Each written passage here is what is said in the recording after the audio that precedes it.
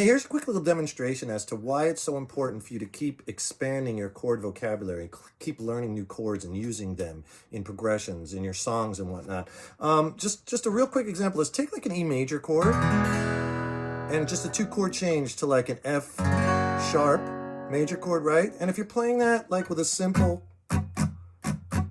8th note pattern, it'll sound like this.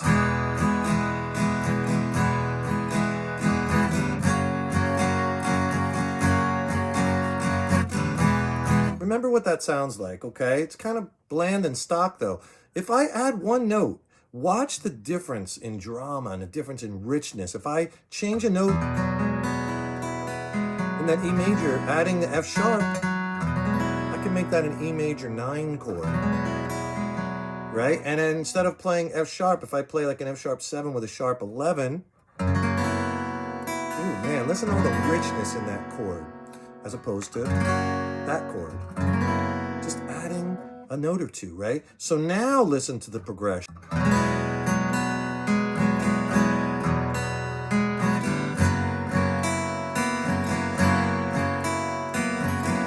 Right? So much more richness and so much more drama and sounds so much more interesting, right? And all I'm doing here is taking the E major, I'm adding the F sharp, and whether you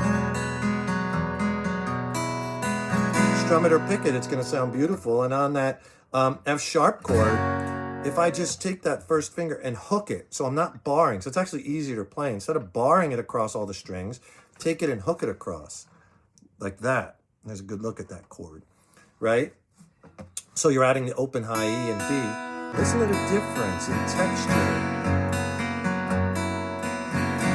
right? And then you go back and forth between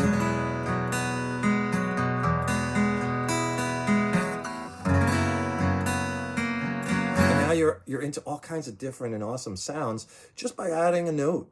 And you could do that with so many of your chords, like I explain in a lot of my lessons, by adding a finger or taking away a finger, adding a note, right? Or adding 2 notes. And you get a whole new palette of sounds out of the same chords, the kind of same DNA, but a little different sound and texture and drama.